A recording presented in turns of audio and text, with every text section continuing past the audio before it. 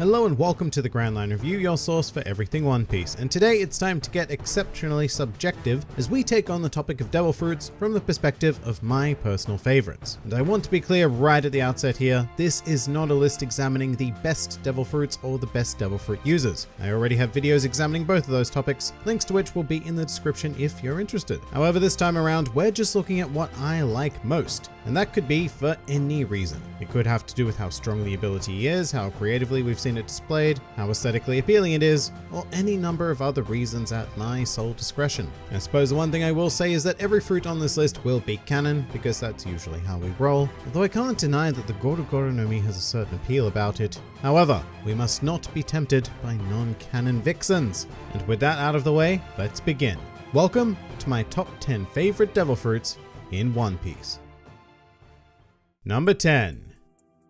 The Ito Ito no Mi. To begin this very subjective list, we have one of the craziest paramecia types we've ever seen in the series that grants the user the ability to conjure and manipulate strings. And every time I describe this fruit, I go to myself, man, that sounds extremely underwhelming, but that just goes to show how simple concepts can be taken to extreme levels. I love everything about this fruit because not only is it incredibly powerful, but also greatly versatile, as demonstrated by its user in the series, Doflamingo, who could seemingly do just about anything with string, whether it be control people like puppets, repair his internal organs, or even somehow create entire string clones of himself. And I must say that there's probably a lot of bias happening here because Doflamingo is just flat out one of my favorite characters in the series, and he wields the Ito Ito no Mi with a certain sense of style and flair that I don't think many other users would be able to pull off. Plus, the fact that the Ito Ito no Mi's awakened powers were demonstrated probably doesn't hurt its ranking here either. So as a result, it is certainly one of my favorite devil fruits in the series.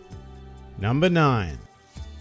The Tori Tori no Mi Model Phoenix. Alright, next up is a fruit that skyrocketed to popularity the very second it was introduced in the series, and it's hard to argue against that, because becoming a phoenix is a pretty dope concept after all. What I personally love most about this fruit though is almost entirely aesthetic, especially as it was presented in the anime with the vibrant blue and yellow flame color scheme. It's a pretty fearsome sight even if the flames themselves aren't capable of inflicting damage. However, to make up for that, the user of this fruit gains access to one of the most incredible healing abilities within the entirety of One Piece. And while these regenerative powers definitely do have a limit, they are exceptionally appealing to me, and plus they can also be used to heal others to a certain extent. Also, by virtue of transforming into a big old burb, you can also fly, and I think that flight is a feature that is highly underrated because the world of One Piece is covered almost entirely in seawater, and so flight, you nerds, are pretty godlike power, especially when you're a devil fruit user. But even in the real world, the ability to become a phenomenal phoenix is a pretty desirable thing. I mean, if I was presented with this fruit, I would consume it without a second thought.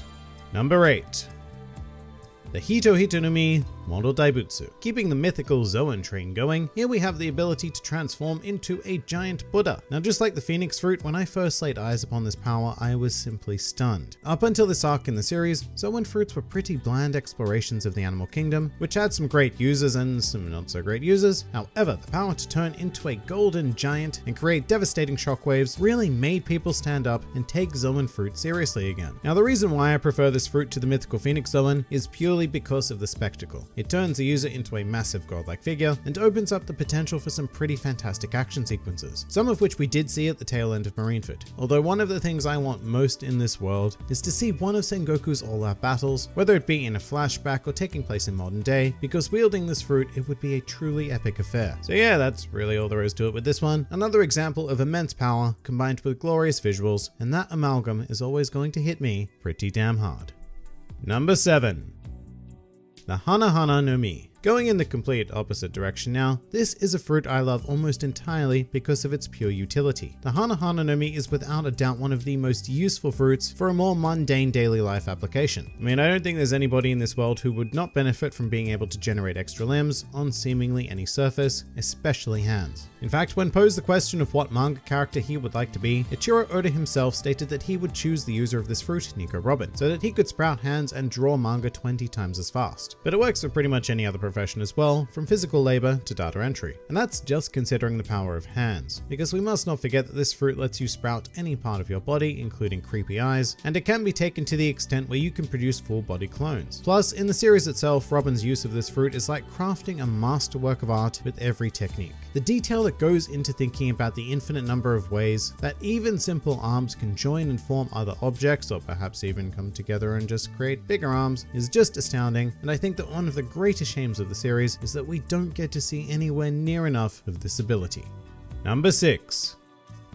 The Ope Ope no Mi. Alright, so this fruit is simply ludicrous, and I love it. I think that this fruit is incredibly conceptually rich, and the idea of creating a room in which the user seems to have control of all matter inside is not just a plain cool idea, but it's also a fantastic restriction to place on an ability that could have very easily become overpowered. And I also very much like that the use of this fruit is tied directly to the drain of stamina and even life force from the user, because it makes for some wonderful traumatic stakes. It means that for a user to extract the most potential from the fruit, then they need to be willing to risk everything and have a super solid drive behind their actions, which I find fascinating. I love the idea of a devil fruit that requires sacrifice for power, rather than just granting someone something insane because they ate a piece of fruit one time. Plus, the idea that a user of this fruit may be able to invoke the Perpetual Youth ability is endlessly fascinating. It's probably not a fruit I'd be wildly keen to consume myself, but it's definitely one of my favorites in the series because it's always fun to watch and useful in pretty much every conceivable situation.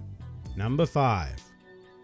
The Here Here no Mi. So everything in this world really boils down to two kinds of people, those that eat ice and those that don't. And I happen to be the former, so the Here Here no Mi immediately appeals to someone like me because of the infinite potential for adding ice to my various drinks. But seriously, this fruit is pretty absurdly cool, and I don't think I talk about it anywhere near enough on the channel actually. I mean, even for a Logia, the power of this particular fruit is difficult to comprehend, with techniques like Ice Age which can near instantaneously freeze an entire stretch of ocean and have it be cold enough to last for an entire week before melting. And speaking of, another reason why it's quite a fun fruit is because it's one of the very few that can actually negate the natural weaknesses of becoming a devil fruit user by freezing sea water before you fall in and drown. So it's pretty conceptually appealing to me on that basis alone. However, I think what I really love about the fruit is that it's quite a unique Logia, as it actually turns the user into a tangible element. So when it comes to combat, they can still be hit and shattered, which makes for some pretty great sequences. Also, every use of this fruit in the series is drawn superbly by Oda, and yeah, just an incredibly big fan of this one.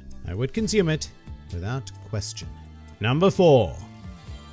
The Mochi Mochi no Mi. Next up is our first and only special paramecia for this list, and let's be real, quite possibly the only special paramecia that will ever be featured in the series. So the Mochi Mochi no Mi stands out immediately because it's a funky blend of a paramecia and Logia, allowing the user not only to generate and control mochi, but also allow them to change their body into it and manipulate it. And the result is essentially a superior version of the Gomu Gomu no Mi, a fruit that I do love, but not quite enough to put it on this list here today. Although I do have to admit that it's hard not to be a bit biased when talking about the Mochi Mochi no Mi in particular, because being wielded by Charlotte Katakuri is such a massive reason why I enjoy it so much, particularly in combination with his future sight, which allows him to sell the illusion of the fruit being a Logia. It's a perfect power for a perfect being, and I was consistently in awe of how Oda decided to implement its abilities in the series. Pretty amazing stuff, and I guess the only real shame is that we need to wait well over 800 chapters into the series before it makes an appearance. Number 3.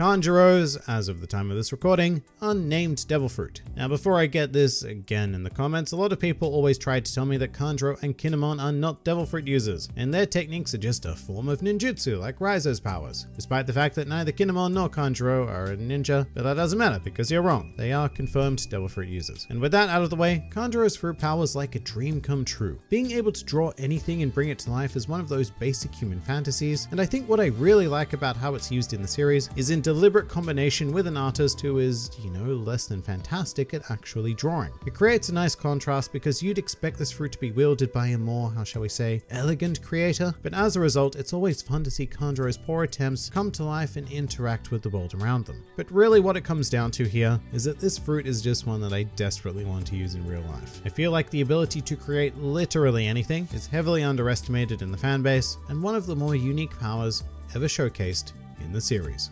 Number 2.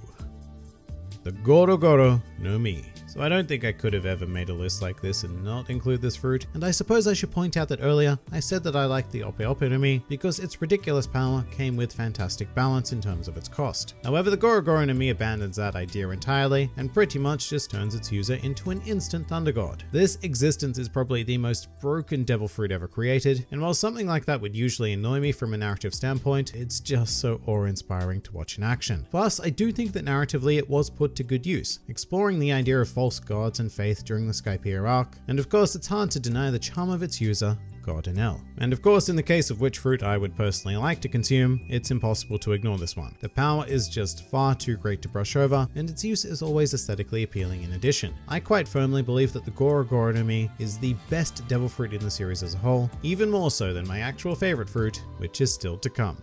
Number 1. The Pika Pika no Mi. So another disclaimer before we get into this. Yes, I do think that the Goro Goro no Mi is better than this fruit, but I'm not going to go into that here because we need to talk about Wondrous Light. This fruit immediately became my favorite from the moment it was introduced into the series and hasn't ever come close to being knocked off the top by another since. A lot of this has to do with what I do in reality though, which is a career very much focused on the field of theatrical lighting, whether it be as a designer, programmer, or a technician. And so when I consider the thought of being able to create and manipulate light as a devil fruit ability, well, that's game over. That is more or less the dream for me. And yes, it also helps that it's used in the series by Kizaru, a sharp-looking tall gent with a stylish suit, and a habit of talking exceptionally slowly, to contrast the speedy nature of light. But rather simply, that's all there is to it. I like exploring the possibilities of light, and the potential of being able to do so without stupidly expensive equipment is very much a plus, and makes the Pika Pika no Mi by far my favorite devil fruit.